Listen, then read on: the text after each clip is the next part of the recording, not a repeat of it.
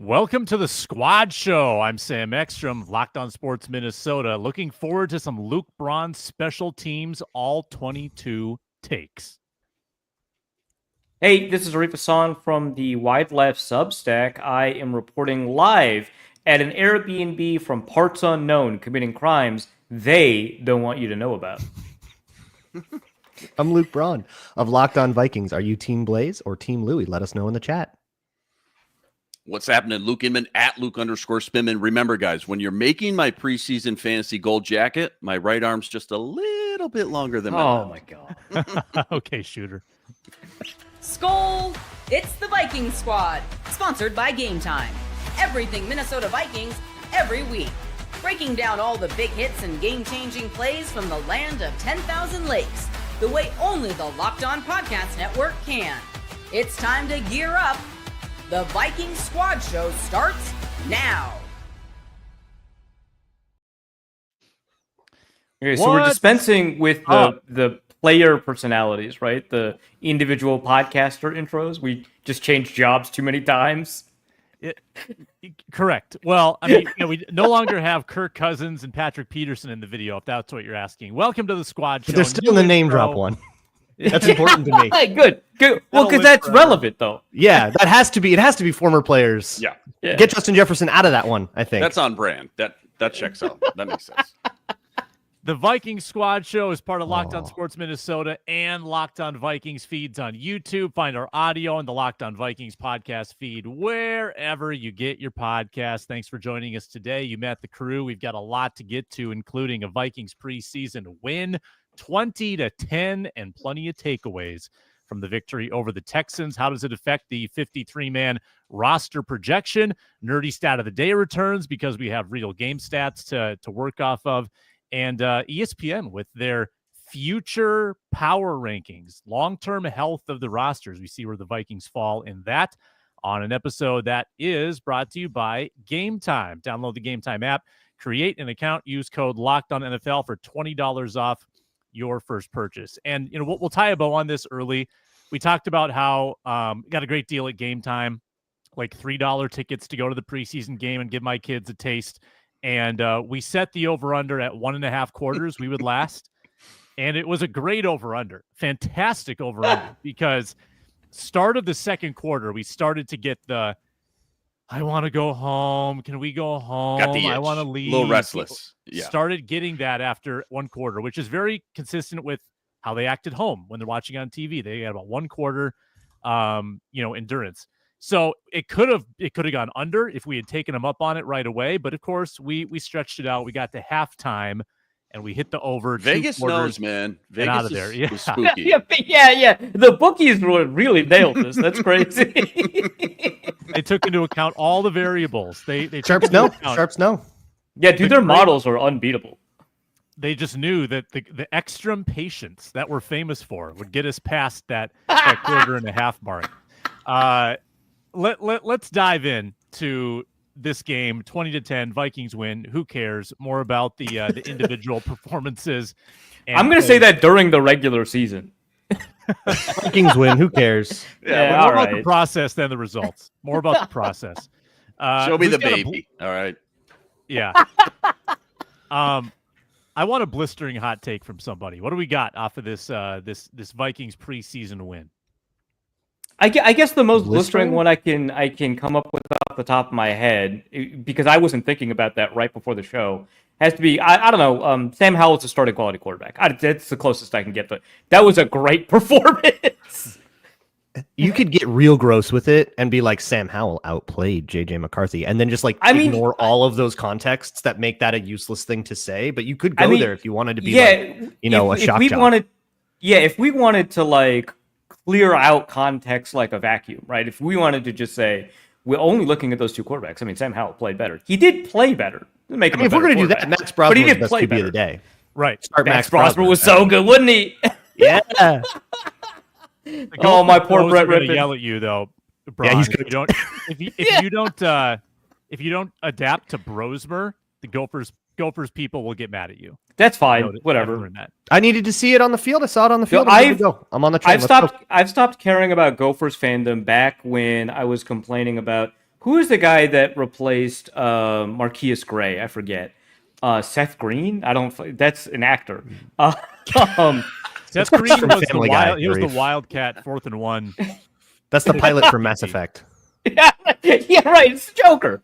Anyway, so it wasn't Seth Green because he did Wildcat stuff, but whoever replaced him, I was like, this guy's like not very good. And I got like a bunch of people be like, well, it's tough for an NFL guy to watch college football because you can't expect Peyton Manning. And like, I was like, are all college quarterbacks supposed to be bad? And no, actually he was just bad. So now I don't care about Gophers fans. That was a decade ago and I'm carrying it with me. That's strong of you. Do you guys care that Kevin O'Connell came out after the game and said, JJ had great command of the huddle. He was calm and collected out there. Like, is that a nice way? He substantiated it. Substantiated it. He talked about how there were no penalties at the line and JJ had full control of what was happening at the line. He was making checks. He was calling protections and stuff like that. Like, he did more than just be like, well, his voice was deep in the huddle, right? Like, it was, which is like a thing quarterbacks work. Like, I want people to know football is really stupid sometimes. Quarterbacks will work on how deep their voice is, both in the huddle and at the line. That's just like a thing. And one reason that you knew that Iowa quarterback Tyler Vandenberg was never going to work out. You remember Sam? Blue 80! Blue 80! Has JJ McCarthy shown any like cadence ticks yet in the 2 preseason games we've heard? Because you got to have no Kirk Cousins-esque voice cracks if that's what you're asking. No cracks. Right, yeah. No cracks. I mean, it sounds like but he doesn't have like the Teddy Bridgewater like, okay, that voice is way too deep, but it works because Teddy threw like everybody offside all the time. He did. Yeah. There was a year where in terms of offsides called by hard counts, like so ESPN just counted it all up. He led the league, tied with Aaron Rodgers. It was 2015, I think. And like sometimes that fake voice just works, and I'm excited to see how JJ McCarthy takes this piece of coaching advice I just dispensed on the Viking Squad show, which we know he watches. And somebody is. At least somebody's wife. Oh, first of all, 100%. Well, actually, Inman, you could probably tell us about that. Live in the green room. Yeah, no, but like I thought JJ McCarthy. Yeah, right. No, I thought JJ McCarthy looked poised, looked like he was confident, had command of what he was doing. I'm not going to argue he had the greatest pocket presence in the world, but I am going to argue he never panicked, right? And I think that he had the combination of patience and urgency that you're looking for that's really hard to get. That doesn't mean he got the timing correct. He mentioned on his Lucky Jackson throw that he was so used to having to get the ball out early against the Vikings defense that he just didn't give it the time he needed. So the timing wasn't always 100%, right? And that was the overthrow. But I would argue that he never panicked, but he understood kind of what he needed to do in order to get the ball out generally, quicker than a defense could get to him. So I'm encouraged by these intangibles, right? I would have liked, a couple better throws in the second half of his performance. The last 4. Flores defense ruining JJ McCarthy's development. Yeah, right. Yeah. Confidence shot. KOC, he had great words, but so did the veterans too. Ryan Kelly, Hawkinson, Brian O'Neill, like all those guys, when they were asked as well, said that the huddle was clean, it was sharp, things were smooth, things were on time, which, we talked about on the postcast, but like that's where it all starts when we're talking about assessing one drive in the first preseason game, first game for him in over a year. So I mentioned on the postcast, would have loved to see the dig route hit to Lucky Jackson, would have loved to see just one deep bomb downfield to see that arm. I'm hopeful we'll get that on Saturday versus the Pats, but everything, used the legs at the right moment, kept some plays alive, maneuvered well in the pocket, big picture stuff. I thought he checked a lot of boxes in a small sample size that we got. I suspect that we're done seeing JJ McCarthy this preseason. I think we get him in the joint practices. I think that's probably going to be it. Could be wrong. I think it's probably done. But I think you're correct, and I don't like that for me personally. Play the sound, by the way, Sam. Yeah. All right, from Adam Schefter, Dolphins running back and former Vikings running back Alexander Mattison underwent season-ending neck surgery Sunday in Chicago, per sources. Mattison hurt his neck during Sunday's game versus the Bears and was taken by ambulance to a local hospital and had surgery. So that sucks. We all love Alexander Mattison.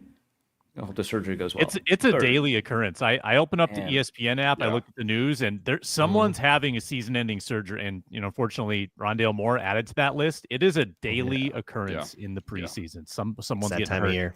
Yeah, and it's that time of year where people they're not quite tackling right, especially the third teamers that and they're trying to make a play. They're trying to really hard to make a play, but then their fundamentals aren't quite sound, and then they come in at dangerous angles and hurt themselves. Yeah. It's tough too because we do have some pretty good evidence. I wouldn't say it's definitive. I retweeted enemy of the show Peter Bukowski of all people on this one, but we do have some pretty decent evidence that playing in the preseason does potentially help against injury going forward. Right, you compare the 2017 to 2019 injury rates versus the 2020 injury rates when we didn't have preseason.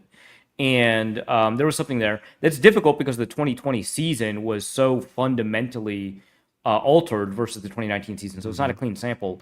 And we did we did persist to having a higher injury rate in 2021, but we started the practice league-wide of stopping starters from playing in those games too. So I think there is some reasonably decent evidence that playing in the preseason for starters does help reduce injury incidents, but it's really difficult to think about that abstractly while also seeing in the news every single, game that some guy just went out for the year, and you're like, why do we play in the preseason?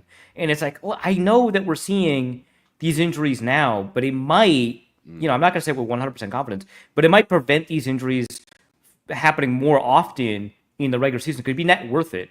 Hard to tell that to Alexander Mattison as he recovers from surgery, but that might be where we are. I would argue that number one story is probably the McCarthy drive, 13 plays. Probably story number two is the Rondale Moore injury and what it means to the wide receiver room, and obviously the career of Rondale Moore, man, and the special teams room too. And the other leg, right? It was the other leg that he got. I know you've talked about it a lot, Arif, but when you're rehabbing one knee, the other one does experience more wear and tear. That's not entirely just bad luck, but it's still really bad luck. Yeah, because it increases the likelihood of something like that happening. Yeah, because you are overcompensating in your recovery and putting more on that other knee, and we have a lot of studies and evidence that suggest that other leg injuries are more likely. But that doesn't make it not bad luck. You've increased the likelihood of that, which is unfortunate, but it's still exceedingly unlikely that you'd suffer that kind of injury. And it very much doesn't look like an injury proneness type injury when you take a look at the tackle, right? It's basically a legal hip drop tackle, right? Legal hip drop tackle. Because it's not from behind with a twist with the leg underneath. That's the whole part of it. But a lot of very similar motions there.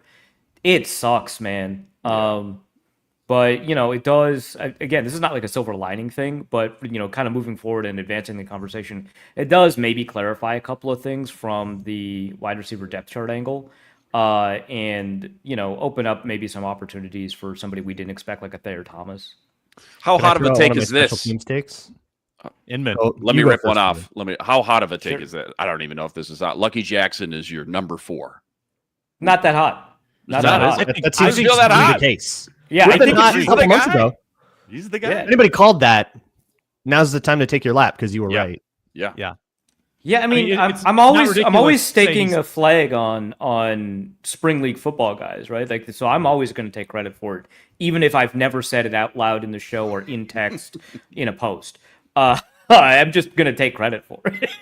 I'm sure somewhere in one of these football parties, there's some Lucky Jackson. Yeah, these squat shows. These squat shows. Okay, how hot is this one? It was, the old football parties, the now defunct, very different show. R.I.P. Yeah. Well, I was so right on Lucky Jackson. I said it back on the machine. He just looks I mean, not only in the pecking order where he got time and everything, the reps, Sam, but he just looks the part now. He looks actually a little bit improved as well. As a just more well-rounded, complete receiver out there. Granted, we're talking about a number 4, but he looks the part right now. And how old is he? 26, 27? 28. 28. 28.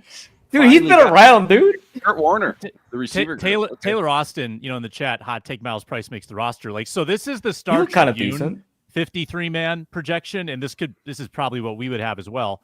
With Addison suspended, you've got Jefferson, Naylor.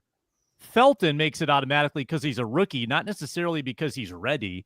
Lucky Jackson. He did have a good game, though, I will say. Crazy special teams game for him. Yeah, great special teams game. That's great to see. And then they had Deshaun Jones. It could be anybody. The number 5 receiver. Deshaun Jones with a heartbreaking drop, right? Yeah. No, it's Bolden. Silas Bolden with a heartbreaking drop. Bolden had a fantasy. Bolden had a worse drop for sure. Yeah. Bolden, but Bolden did Deshaun not Jones have a good day. This is my special teams take. Disaster in all phases from Silas Bolden.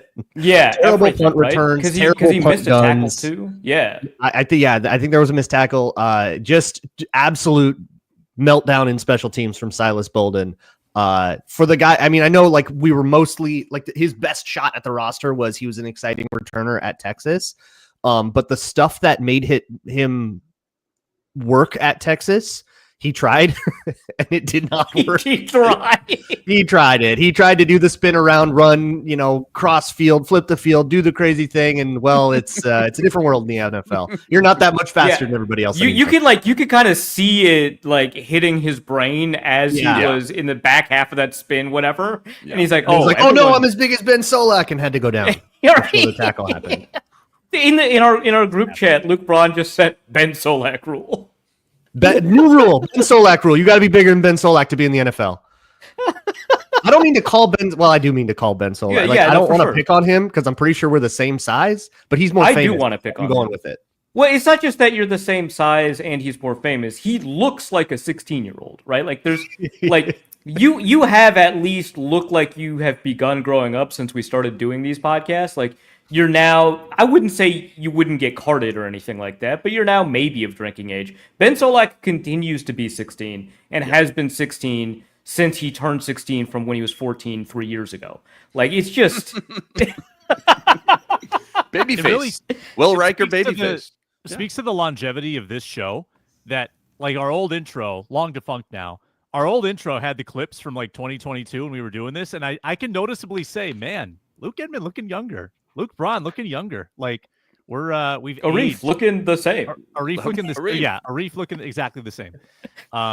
When we return using the 53, the show ages us. Is that what you're saying, or is it just being a Viking fan? No, the Vikings age us. Okay. I think it's like being the president. I think we all carry the responsibility to the office very seriously. It's actually Macho Meech in the comments that ages me. I don't know about you guys.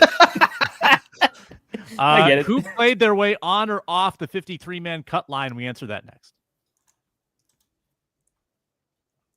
Brought to you today by Yahoo Fantasy. It's the best time of the year. Fantasy drafts ramping up.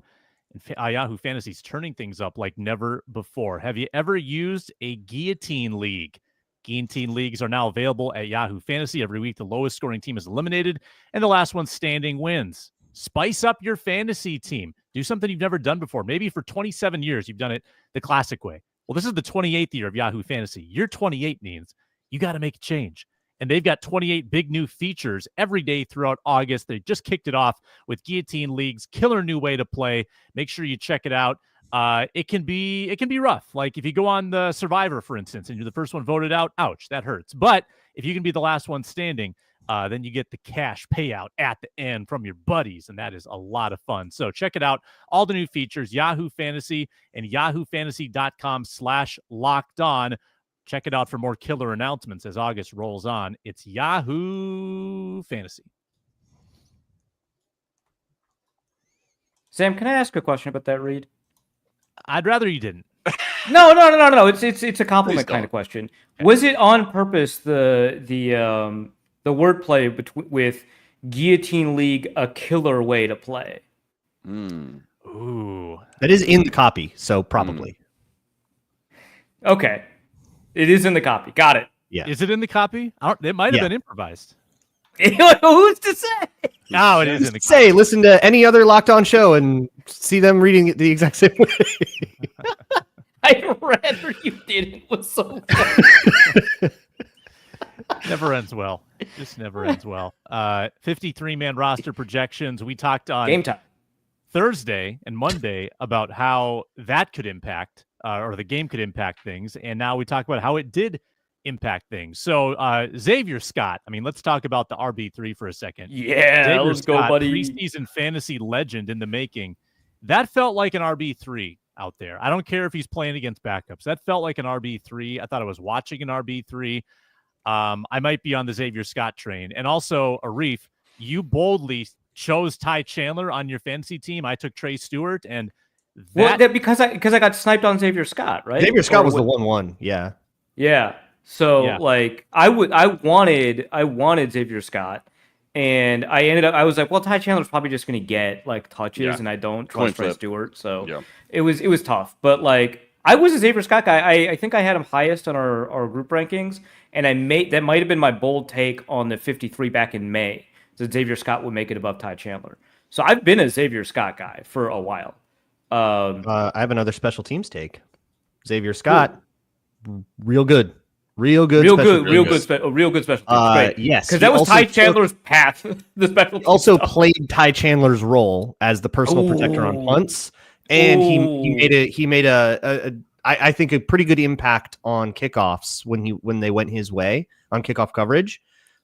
He also had a really cool one in the very first opening kickoff, the one where Tim Jones got a holding penalty. He was the other returner. They had two returners back, Ty Felton and Xavier Scott. And Xavier Scott had to scream all the way across the field to like get to a lead block, and he looked really good doing that. Excellent day of special teams. Took Ty Chandler's job. I think this is happening, folks. Yeah, that's crazy because how many running backs did they keep last year with CJ Ham? Was it 5? With CJ, I think including CJ Ham, it was 4. It was just 4. Yeah. Okay, so I'll say this thing about Xavier Scott.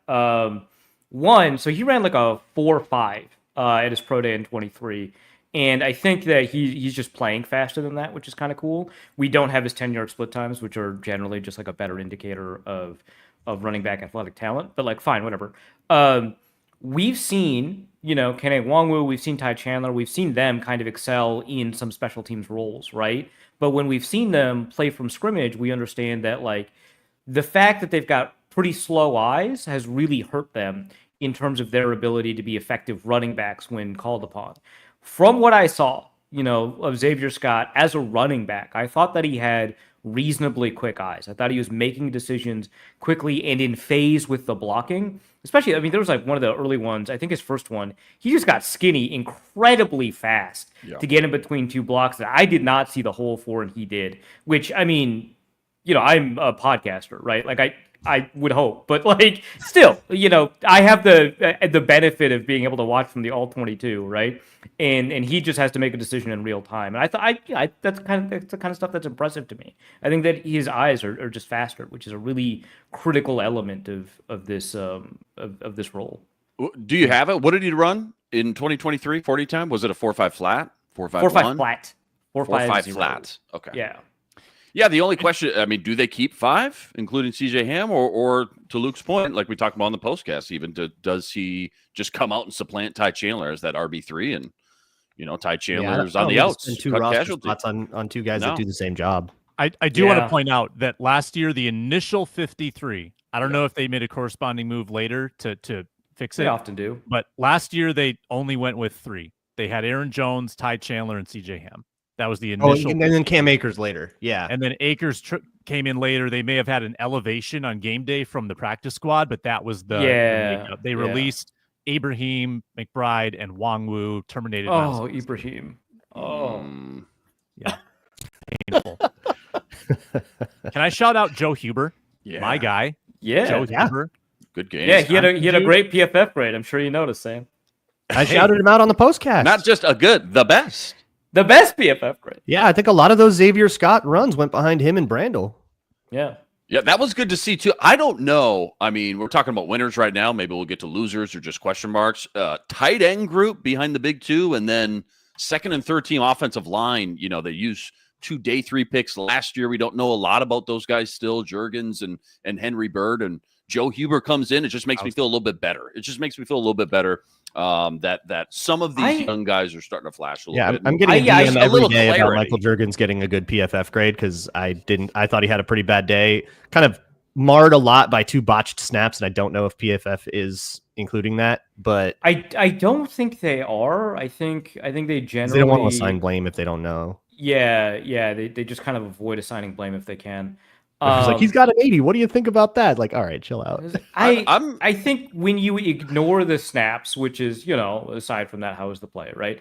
But if you ignore the snaps, Mason Cole style, I thought he was all right as a blocker. I'm kind of struggling to see where the 81 comes from, but given how bad third-string offensive linemen are in the preseason, because generally speaking, third-string defensive linemen are just more talented. I thought it wasn't bad, and so that's like kind of encouraging. But like the job is to snap the ball, right? And everything like flows from there, and you just can't have a snap exchange problem. I know that when we were talking on Blue Sky, Luke, that it looked to you that it was probably on Brosmer, that one botch like snap, on right? the TV replay. I thought he kind of hook fingered it, but live eye knows. Right, yeah, exactly. It's tough to tell, and also on top of that, what we know about how Jurgens has been performing in camp is that there have been a lot of botch snaps with him at center among multiple quarterbacks, and so there is some likelihood that that's actually on him more than it is on the quarterback, given that particular context. So that'll be kind of an interesting one to try and figure out, kind of what, especially because Jurgens now has a bit of a cleaner path to making the team, but. Yeah, I'm kind of curious about that. On the other side of the ball, though, Gabe Murphy, Jalen Redmond too, but like Gabe Murphy, let's go. Beast. Also, quick, big special teams. As far as the centers, when Zeke Correll went out with that ankle, did Jurgens come back in? Yeah, I think he came back in. Yeah, and Kevin O'Connell kind of blamed the second failed snap, the one that the Texans recovered right after the interception, on that, and he kind of said, well, guys that aren't practicing together all the time, and then they have to do the snap, and it's a little awkward, and I don't think Jurgens has snapped to Max Brosmer all that much in camp, which is a flimsy excuse, but I guess it's what he had to say about it. Sure, they were practicing on the sideline like Bradbury and Dobbs, the morons.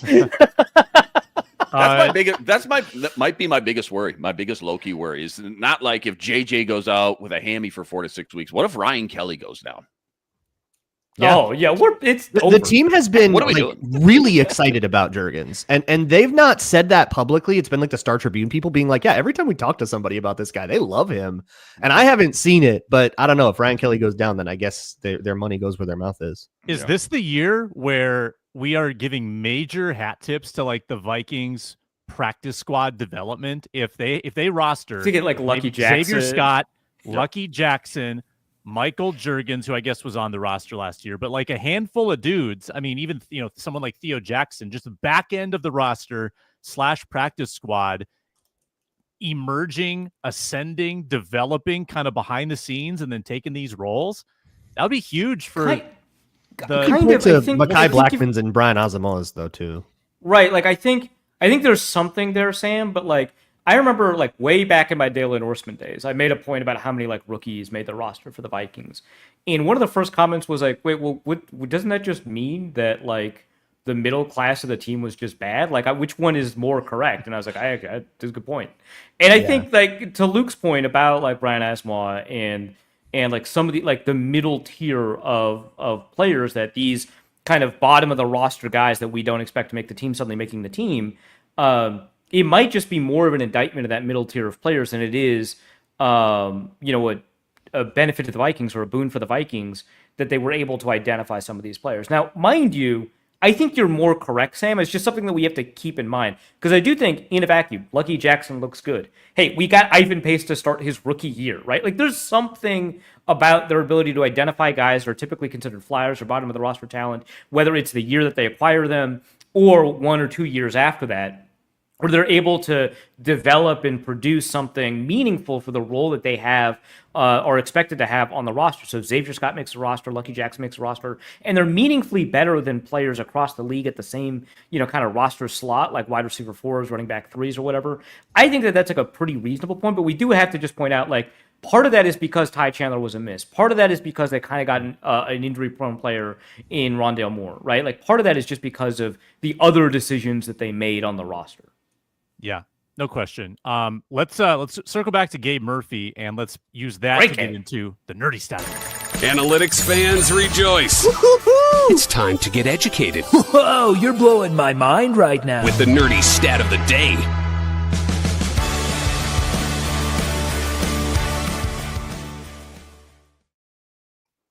Gabe Murphy, 5 pressures in the game, sack and a half. Third most pressures in football in the first preseason week. Pretty good performance from Gabe Murphy, who feels like he is kind of on that like edge 4 kind of trajectory right behind Dallas Turner. I think obviously not bringing back Jihad Ward. You had Bo Richter in the mix. He had a pretty good game as well. Feels like Gabe Murphy, and this would be another example, Arif, of what we just talked about. Development from year 1 to year 2, being in the system, getting better coming into your second year from kind of the back of the roster. We didn't like him his rookie year. Like, we thought his camp and preseason were kind of mediocre, right? He was high on the consensus board. He was super high in the consensus board. Liked bringing him in, and then didn't like what he did. Right? And then he also got hurt, though. He also got hurt. Can't remember if it's that training camp, preseason, whatever it was. So that kind of derailed a little bit of momentum. But he feels like edge 4, just like Lucky Jackson feels like wide receiver 4. Like, yeah, I guess there's still some competition and it's a fluid situation, but like as of now, that's like minus 400 right now in Vegas. It feels like. I'll give one to your guy, Sam. I think you've been highest on Elijah Williams. 4 pressures and 15 pass rush snaps. That's kind of nuts. That is actually genuinely for an inside guy too. Like that's a crazy game. I didn't really catch a lot of what he did. I just couldn't really see it well, or I was paying attention to other stuff. And I haven't had a chance to go back and like really hone in and look at it. I'm really excited to, because it seems like he really had a game. Nerdy stats, Arif or Luke Inman? I don't really have any nerdy stats. How about this? Gabe Murphy and Caleb Murphy have the same number of pressures in the preseason. I don't know. Caleb, by the way, is I don't know. Caleb, by the way, is not Gabe Murphy's brother. That's Grayson Murphy. Also UCLA alum. I don't really have one either locked and loaded, but Will Reichert, 4 for 4. He's back. He's back, baby. He's back. All right, well, let's just talk about my guy, Elijah Williams, more. I feels like probably a practice squad, probably not making this roster, I wouldn't think. Really, really tough to find. That's such a deep group. I don't know. But like sometimes these guys have such crazy preseasons that you end up just keeping an extra one and saying like, whatever, we'll do one less quarterback, or we won't, they'll just kind of keep the best players and you end up with 7 defensive tackles. And it's like, I think is what you should do. And then you cut one of them in week 3 when Addison comes back, and that's what you do. Mm-hmm. I mean, wasn't Gabe Murphy that last year? He was on IR for a while. Oh, okay. So yeah, but which is why we didn't really see anything out of him. Yeah, okay. They do this though. You're right. Like they do stash 1 or 2 players. So in that spirit, Bo Richter, on or off? On. Yeah, I think he's the 5th. Yeah. Yep. Also did a lot in special teams. Great special teams. It's the special teams for him that really. Yeah. It is, and he didn't have like a flawless special teams day. I think he had one sort of miss on a kickoff that he like didn't squeeze the lane the way he's supposed to, or something like that. But it was like a subtle mistake, and it wasn't. And I also think he put enough on tape last year, though, too, in special teams too. If you look at the total sum for him, special teams is where he hurts to give up that touchdown on the first team. That was an opportunity, and you don't want to be the culprit. Overshot that bootleg. Yep. It feels like they're definitely keeping 11 D-line. I mean, they got to keep 6 on the interior, the big 3, Redmond, LDR, and then Tyrion has got to be there too. And then the edge, it feels like you got to have a 5th. I think they're keeping 11. Offensive line, I'm not convinced they keep 10, but I think that, beyond School, Brandel, Jurgens, and Rouse, like the multi-year, second year, third year guys, veterans, whatever. Does anyone else make it on the offensive line? Is there a 10th? I'd say they try to sneak Huber and Brown maybe on the practice squad. I don't know how they feel about Henry Bird. Did Logan Brown play? Brown played a lot. He did? Brown played at tackle quite a bit. I think he was right tackle. Double check that. I saw Leroy Watson have a disaster game. Mixed result. Oh, man. I would imagine that they If they go with 10, I think for sure it's Braun, and then they put Huber on the practice squad, and they just kind of, not because, Huber was necessarily worse than Braun. I think it's just a question of, like, who do we think is more likely to get poached? And I think it's probably Braun. Yeah. Yeah, I don't think they need to keep 10. I think they have enough position flexibility within those backup 4. Brandel can play 4 positions. Jurgens can play 3 positions. They've even flirted with kicking Rouse into guard if they had to. Like, they've got enough flexibility where I think that's plenty of depth. I don't think you need to force one of these undrafted guys in unless they really, really, really make it impossible to cut them. Logan Brown played 19 snaps at right tackle, and my guy Joe Huber played the most of any Viking, I think, 55 snaps, all at right guard, and was fantastic. That's all I'm going to say. That's my guy. When we come back, we preview the Patriots joint practices. We get into the future power ranking story from ESPN and much more. Oh, we lost Luke Inman. He opened up our lads. Uh-oh. More show next. Brought to you today by Game Time. That's how I got into the building on Saturday. Got great tickets. Section 345, enough for the whole family. Got 6 tickets. Invited a couple friends. Very affordable. Very easy. Game Time makes it easy to get to the game. You've got good ticketing options right now at Target Center for the Lynx, Target Field for the Twins, US Bank Stadium this Saturday for Vikings and Patriots. You can get lower level seats for well under $100 at US Bank Stadium. That is awesome. So if you're tired of scrolling for the best deals, check out Zone Deals on Game Time. You get panoramic views from your seat, all in prices, no hidden fees. Game Time guarantee. Make sure that you they have your back if there's a cancellation. So take the guesswork out of buying tickets with Game Time. And the Game Time app, create an account, use code LOCKDOWNNFL for $20 off your first purchase. Terms apply. Again, create an account, redeem code LOCKEDON NFL for $20 off. Download the Game Time app today. Last minute tickets, lowest price guaranteed. Rolling on, Vikings Squad Show. Check us out, Locked On Vikings podcast feed, or streaming live right now on the Locked On Vikings YouTube channel. Patriots joint practices this week. That will be Wednesday. That will be Thursday. Mike Vrabel's crew coming to town.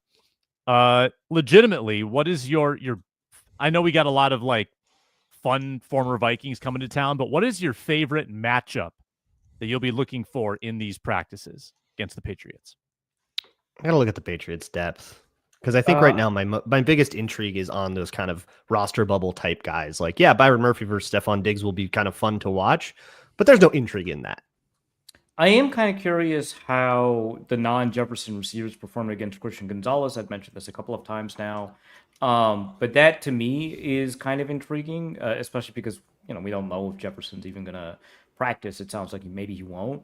But that produces opportunities, not just for Jordan Addison, but I think that they'll cycle some in. If Lucky Jackson gets catches against Christian Gonzalez, like, it's go time. We have to... we got to do here.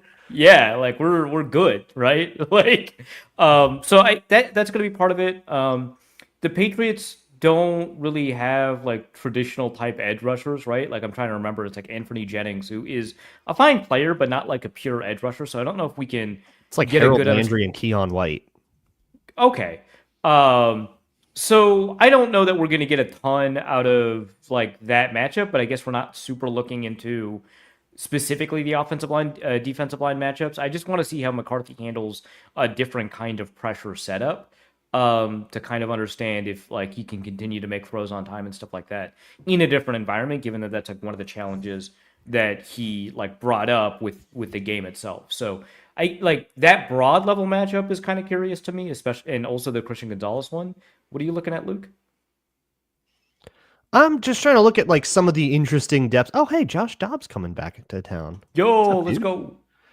And I think some of the interesting stuff is that interior.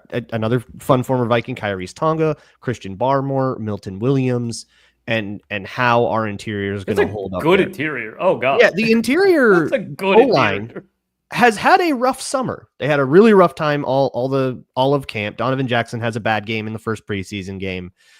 is it just that, well, this is our ridiculous D-line is so good, or can the Patriots, who have also a pretty good one, can they do this too to them? Will we be able to kind of like hold up?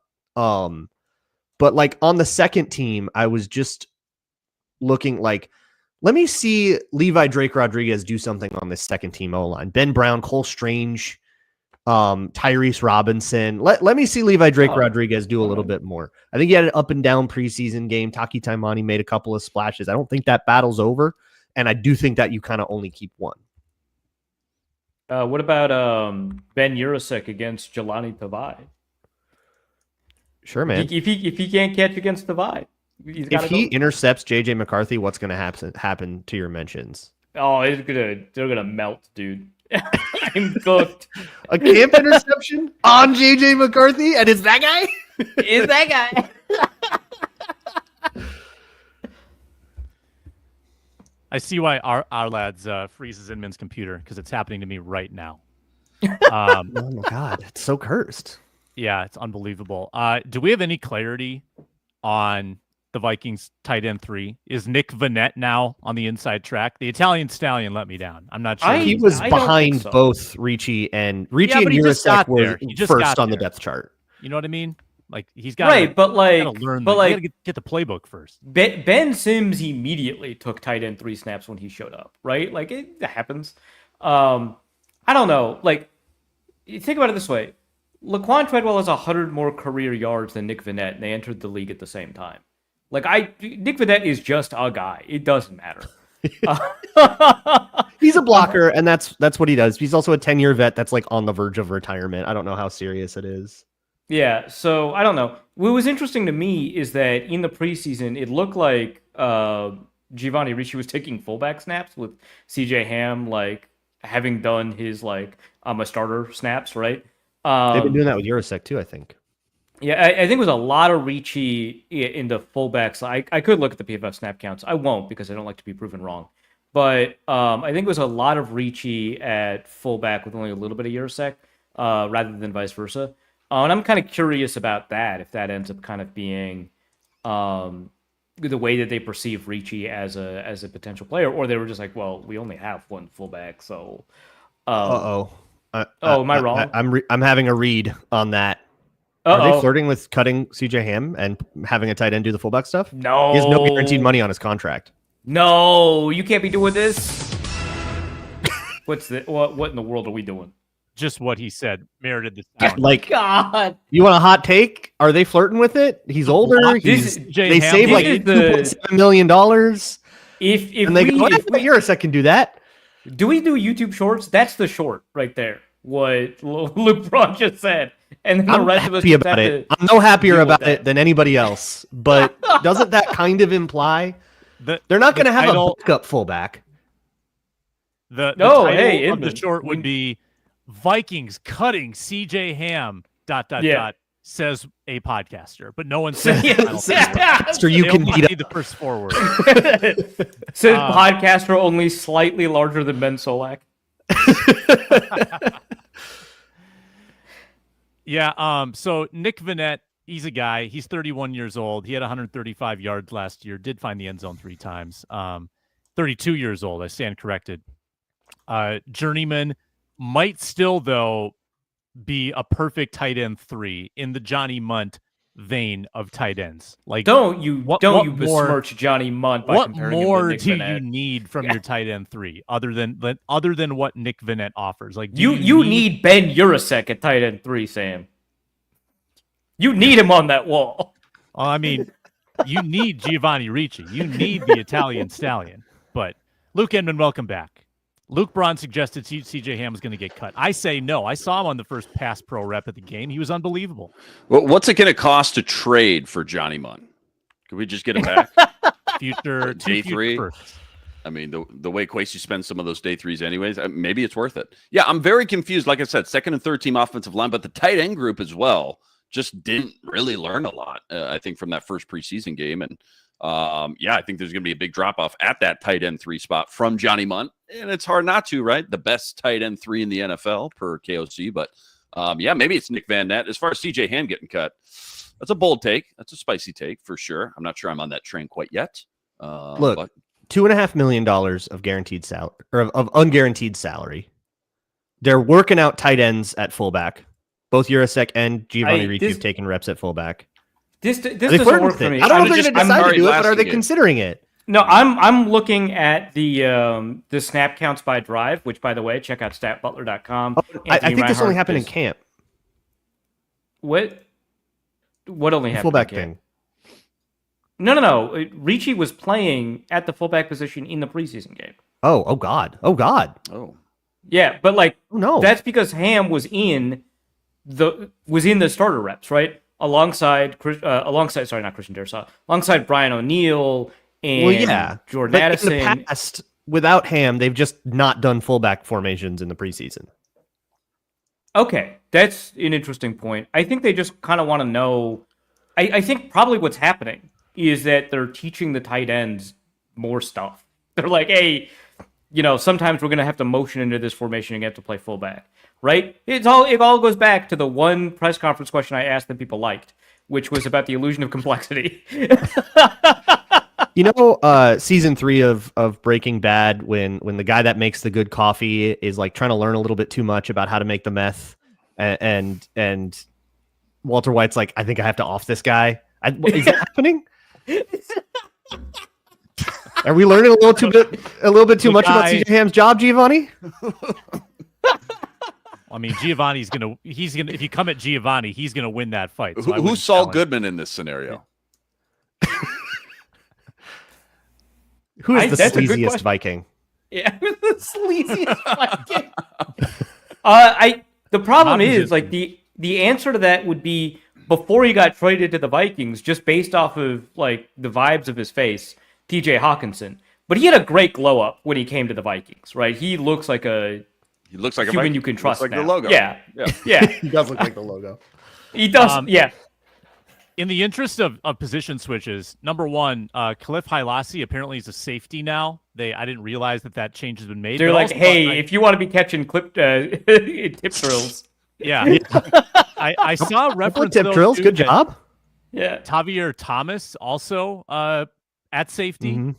Wait, no, hold on. Are these position changes on the Vikings roster, or are you just looking at our lads?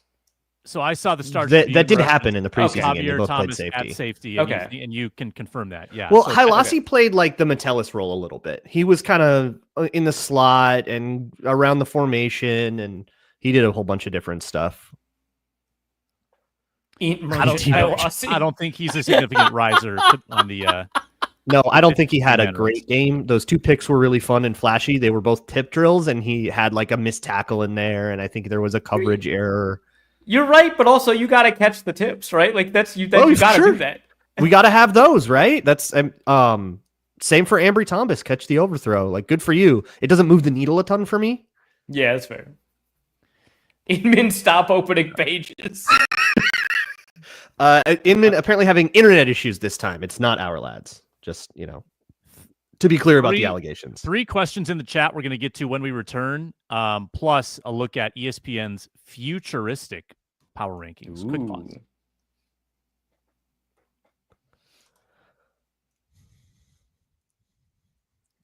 Make sure you join us again on futuristic Thursday. when it's just future, right? It's not. They didn't. It's not a sci-fi power. No, ranking. There's robots. There's robots and there's AI. It's accounting for a robot roster spot. Yeah. Are they justifying having AI do power rankings for them? And they're like, it's futuristic, guys. They do. That would be an extraordinarily ESPN move. We just asked ChatGPT. Speak of the devil, they do put the byline. Ben Solak is on some of these write-ups. They put Walder, but maybe it's just the AI version of Solak and Walder. Just the amalgam of everything they've ever written and said. So Phil, I excited for number 4 overall team since a Boogie Wrangles. When are we trading for Cam Akers? Asks Philip.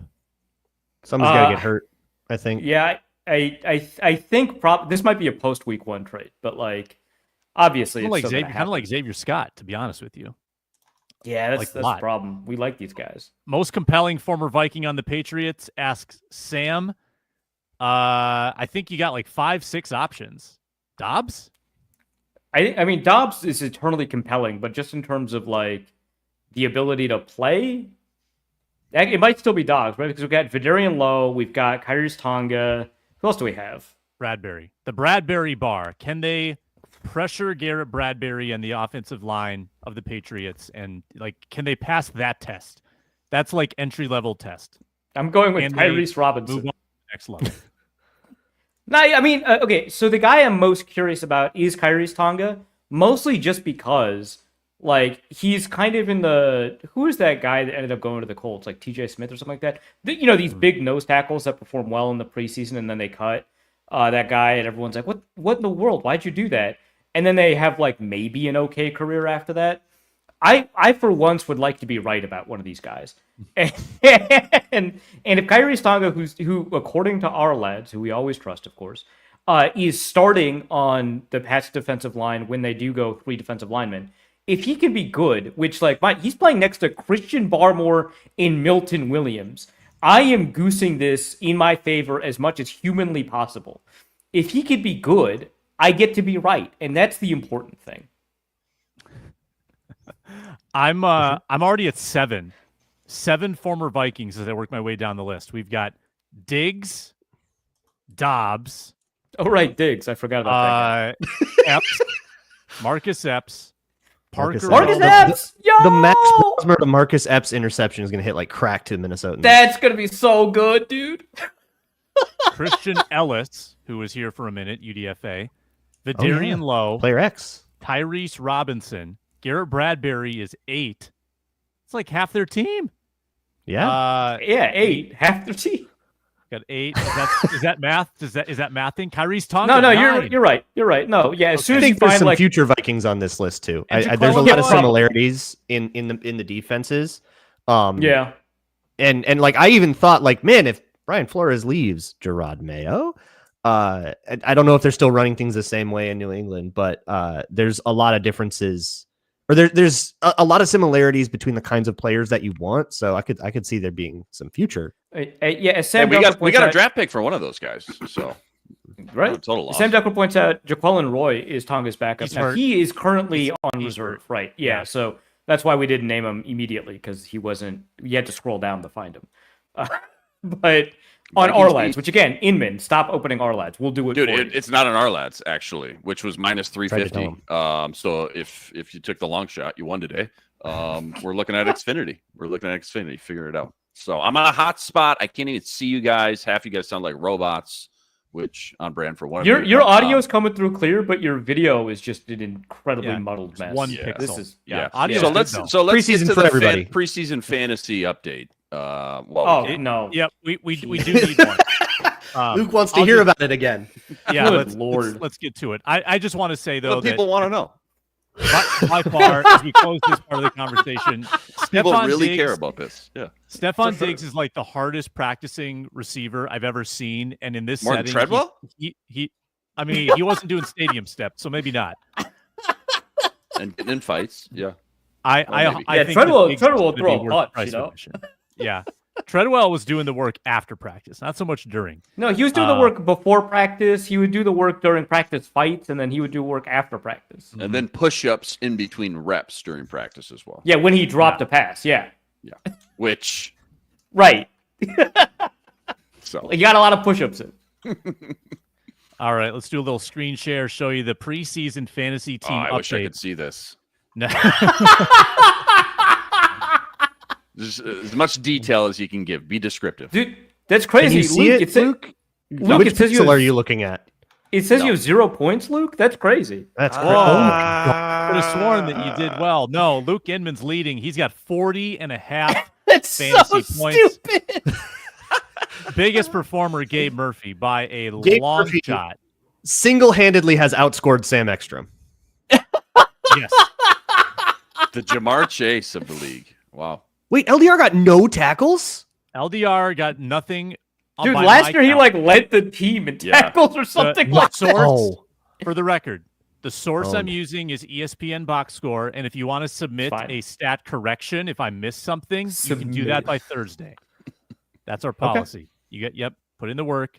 Find now waivers on Thursday. I'm gonna have to make a move because Thayer Thomas did nothing. Giovanni Ricci did nothing. Trey Stewart did nothing. My offensive players, abysmal.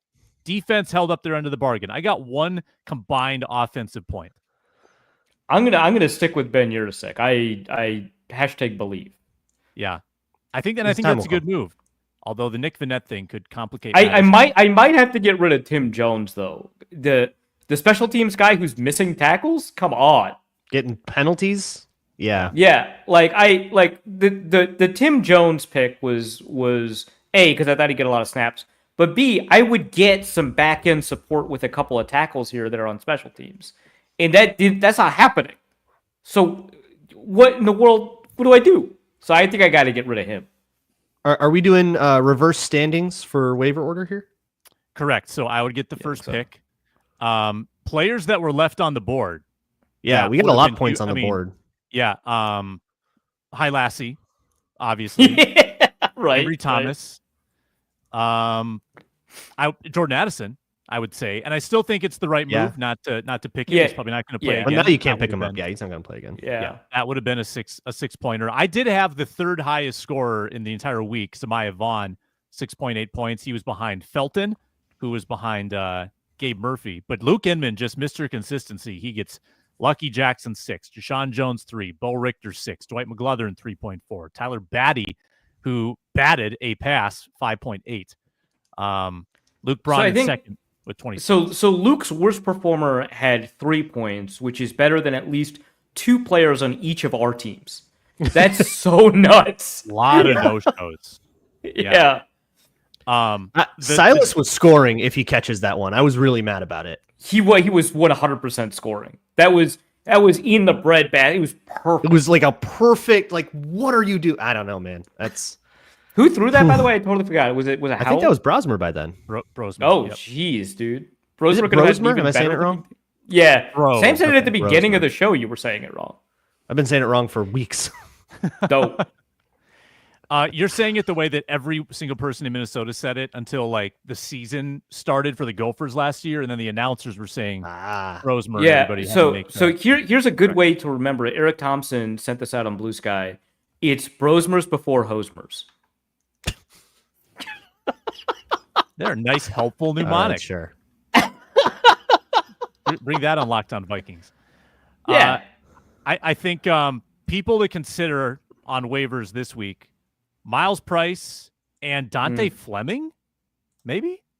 Dante Fleming made a late ad, right? So, yeah. Dante Fleming dropped touchdown.